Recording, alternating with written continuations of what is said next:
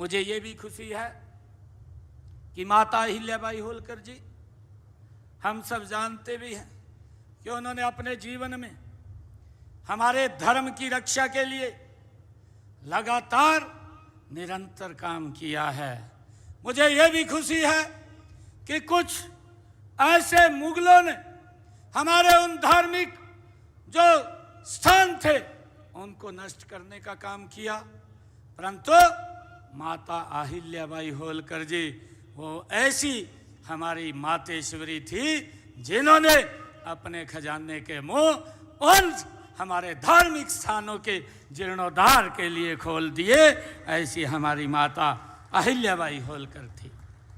चाहे काशी विश्वनाथ के मंदिर की बात हो, चाहे सोमनाथ के मंदिर की बात हो, चाहे भगवान श्री कृष्ण जी के मथुरा अयोध्या की बात हो, बद्रीनाथ या रामेश्वर की बात हो, भाइयों अहिल्याबाई ने उनका पूर्ण निर्माण कराने का काम मातेश्वरी अहिल्याबाई होलकर जी ने किया है।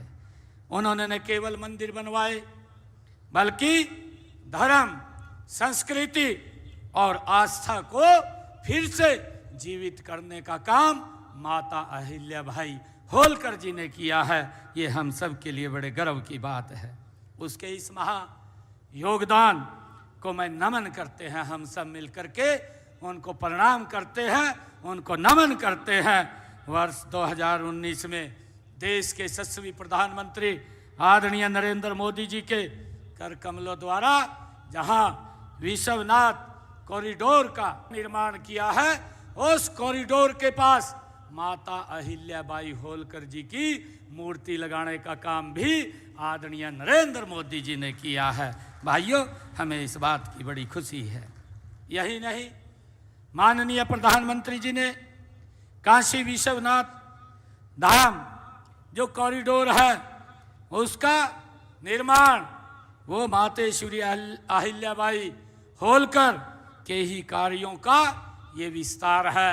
जो काम माता अहिल्याबाई होलकर जी छोड़ करके वो चले गए थे, उसको आगे बढ़ाने का काम अगर कोई कर रहा है, ये भारत माँ का लाल वो नरेंद्र मोदी उनके कामों को आगे बढ़ाने का काम कर रहा है। मुझे खुशी है इस बात की। मातेश्वरी अहिल्याबाई होलकर जी जानती थी कि भारत की आत्मा इनके मंदिरों, इनकी परंपराओं और इसकी सभ्यता में बसती है, और उस आत्मा को उन्होंने अपने हाथों से माता अहिल्याबाई होलकर जी ने संवारा है। हमें खुशी है इस बात की। आज जब हम विरासत से विकास की बात करते हैं, देश के यशस्वी प्रधानमंत्री आदरणीय नरेंद्र मोदी जी जब एक शब्द बोलते हैं कि विरासत से विकास, तो हम उसी विचार को लेकर के आगे बढ़ रहे हैं जो माता अहिल्याबाई होलकर जी ने हमें मार्ग दिखाया है। ये यही हमारी विरासत है, और इस विरासत को लेकर के ये देश गति से आगे बढ़ रहा है।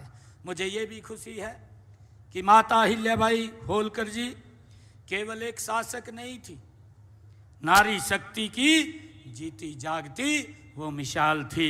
हम सब जानते हैं, जब मल्हार राव पंजाब में थे, उस समय ग्वालियर में होलकर साम्राज्य